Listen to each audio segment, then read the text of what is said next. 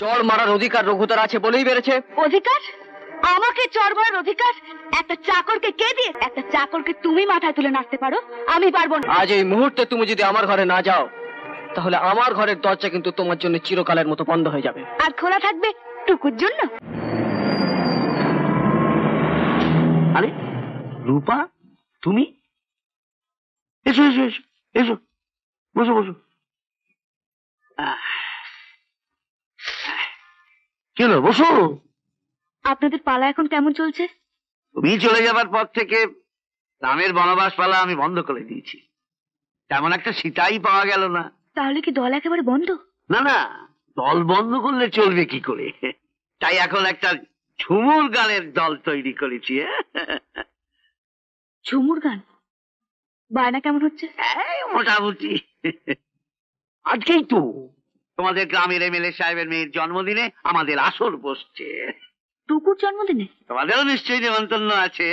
কে শুনবে নাকি আমাদের ঝুমুর গান? শুনবো না, তবে আমি ওই আসরে ঝুমুর নাচ নাচবো। সে কি, তুমি নাচবে? হ্যাঁ, আমার কিন্তু 1000 টাকা। ছি ছি ছি, আমার বাড়ির বৌরানী হয়ে সামান্য কিছু টাকার জন্য তুমি? কিছু টাকা নয় বাবা, 1000 টাকা। এই নিন। তুমি?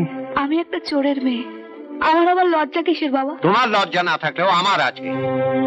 তুমি চোরের মেয়ে হলেও আমার ছেলের বউ।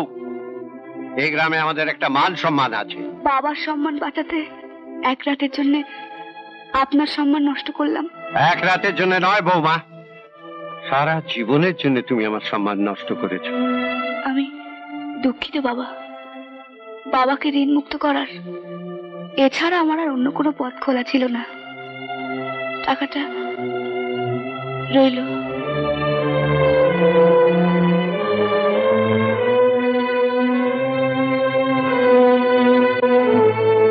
আমার জন্য মেঝেতে একটা মাদুর বিছিয়ে দাও। তোমার সঙ্গে এক বিছানায় শোয়া আমার পক্ষে সম্ভব নয়। আচ্ছা, তুমিও কি একবার বুঝবে না কত যন্ত্রণা বুকে নিয়ে আমি? আমার ঘুম পেয়েছে, যা বলছি তাই করো। দোষটা করেছি আমি, করেছি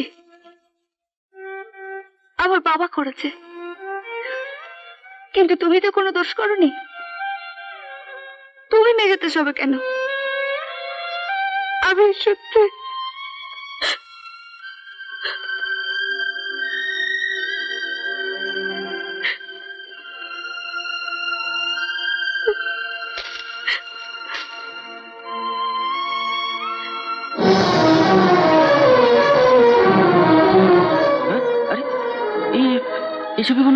এই ছবিগুলো এখানে এলো কি করে? এর জবাবটা আমি তোমার বাবার কাছ থেকে জেনে এসে বলছি।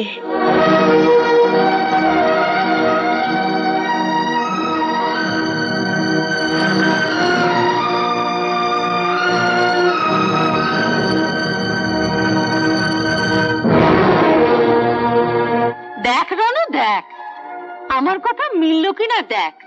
আমি তখনই তোকে বলেছিলাম টুকু আর তরুণ দুজন দুজনকে ভালোবাসে, ওদের তুই বিয়ে দিয়ে দে। আপনি থামুন পিসিমণি। কেন থামবো? একটা মেয়ের যখন কপাল পড়ে তার যে কি জ্বালা, তা তুই কি বুঝবি রে হতভাগা? কি হলো বাবা, চুপ করে আছেন কেন? আমার বাবা আপনার ক্ষতি করেছিল, আমি কয়েকশো লোকের সামনে ঝুমুর নেচে আপনার সে ক্ষতি পূরণ করে দিয়েছি। আপনার ছেলে আমার যে ক্ষতি করলো, আপনি সেটা পূরণ করবেন কি দিয়ে? চুপ করো বৌরানী, চুপ করো তুমি। বলুন বাবা, আপনি জানতেন না আপনার গুণধর ছেলে? জানতো আলবাত জানতো, গায়ে সবাই জানে, আর ও জানতো না? টাকা চুরি করার অপরাধে আপনি তো বাবাকে গলা ধাক্কা দিয়ে তাড়িয়েছেন, এবার সত্য গোপন করার অপরাধে আমি না, হায় হায় হায়, এ কি অলক্ষণী কাজ তুই করলি রে হতভাগা? বাড়ির চাকর হয়ে তুই ঘরের বইয়ের গায়ে হাত তুললি? হাত তুললাম যেদিন ও প্রথমে এ বাড়িতে বৌরানী হয়ে এসেছিল, সেদিন যেমন আমার পায়ে হাত দিলে ওর জাত যেত, আজকে এত বড় অন্যায়ের পর ওর গালে চটটা না মারলে আমার যে জাত যেত পিসিমণি। যাই বলো রঘু, কাজটা কিন্তু তুমি ভালো করনি। এসব ছবি দেখে যে কোনো মেয়ে উত্তেজিত হতে পারে। হ্যাঁ, এই ছবি দেখে উত্তেজিত হলে ওর কোনো অপরাধ নয়। আমার চোখের সামনে আমার মনিবকে বউ হয়ে শ্বশুরকে অপমান করছে দেখে আমি উত্তেজিত হলে সেটা আমার অপরাধ না।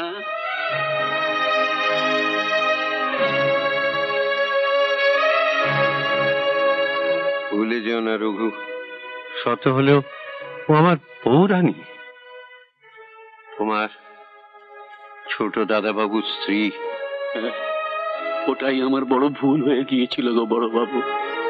আমার বোঝা উচিত ছিল, যতই তোমাদের বাপ বেটাকে কোলে পিঠে করে মানুষ করি না কেন, আমি যে চাকর সেই চাকরে রয়ে গেছি। আমি যাতে উঠতে পারিনি গো বড় বাবু, আমি যাতে উঠতে পারিনি।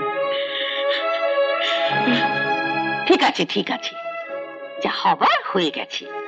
এখন সব দিক তো আমাকেই সামলাতে হবে। নাও, বউরানীর পায়ে ধরে ক্ষমা চেয়ে নাও।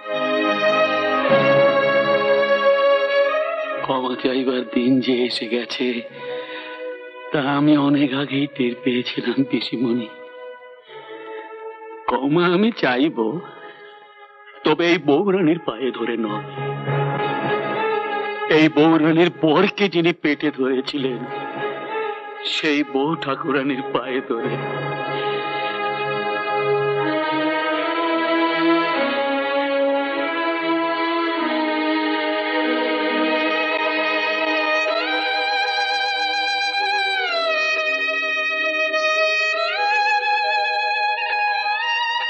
বউ ঠাকুরানী, একদিন আমার পা দুটো ধরে আমি প্রতিজ্ঞা করেছিলাম বড় বাবুকে ছোট বাবুকে ছেড়ে, এই বাড়ি ছেড়ে আমি কোনোদিন কোথাও যাব না। আমি সে কথা রাখতে পারলাম না। আমাকে আপনি ক্ষমা করে দেবেন মা, আমাকে ক্ষমা করে দেবেন। না, তুমি এ বাড়ি ছেড়ে যাবে না। আমাকে না আটকে তুমি যাতে এ বাড়িতে থাকতে পারো সেই চেষ্টা করো। কেন জানি আমার মনে হয় কোন জাদুতে তোমার পিসিমা বউরানীকে বশ করেছে। আমার তো ভয় হয় যে তোমাকে পর্যন্ত। আমি আমি চলে যাচ্ছি, আমি চলে যাচ্ছি। না, বললাম তো তুমি যাবে না। তুমি দাঁড়াও, আমি পিসিমার সঙ্গে কথা বলে আসছি। ছোট দাদা বাবু, ছোট দাদা বাবু। কিন্তু রঘুদা, আমি না আসা পর্যন্ত তুমি কিন্তু কোথাও যাবে না, কোথাও যাবে না। নিতে ওকে হবেই। ওর এত বড় সাহস যে ও বাড়ির বইয়ের গালে চড় মারে। চড় মারার অধিকার রঘুদার আছে বলেই বেড়েছে। অধিকার? আমাকে চড় মারার অধিকার একটা চাকরকে কে দিয়েছে? আমি দিয়েছি। আমাকে শাসন করার অধিকার যার আছে, আমার স্ত্রীকে শাসন করার অধিকারও তার আছে। না, নেই। একটা চাকরকে তুমি মাথায় তুলে নাচতে পারো, আমি পারবো না। এখানে বলতে চাই না, তুমি আমার ঘরে চলো, আমি তোমায় বলবো। আমি কিছুই শুনতে চাই না, আর আমি তোমার ঘরে যাবও না। রূপা, আজ এই মুহূর্তে তুমি যদি আমার ঘরে না যাও, তাহলে আমার ঘরের দরজা কিন্তু তোমার জন্য চিরকালের মতো বন্ধ হয়ে যাবে। আর খোলা থাকবে টুকুর জন্য। এই ছবি দেখার পরও তুমি ভাবছো আমি বুঝতে পারিনি আজ হোক কাল হোক তোমার ঘরের দরজা আমার জন্য চিরকালের মতো বন্ধ হয়ে যাবে? কেন? তুমি এবারে ছেড়ে যাবে কেন? তোমার শ্বশুর মশাই তো তোমায় যেতে বলেননি। আর ওর ঘর বন্ধ হলে কি হবে? আমার ঘর তো খোলা আছে, তুমি আমার ঘরেই থাকবে। হ্যাঁ বউরানী, তুমি হাতে থাকা মানে গোটা সংসারটাই হাতে থাকা। রাখবই তো। বাড়ির লক্ষ্মীকে তোমরা অবহেলা করতে পারো, আমি পারি না। হ্যাঁ, এখানে আসার পর থেকেই তো দেখছি তুমি কি পারো আর কি পারো না। তাহলে তুমি আমার ঘরে যাচ্ছ না? বললাম তো না। বেশ, দাঁড়াও, এগুলো আমি রেখে কি করব? নিয়ে যাও।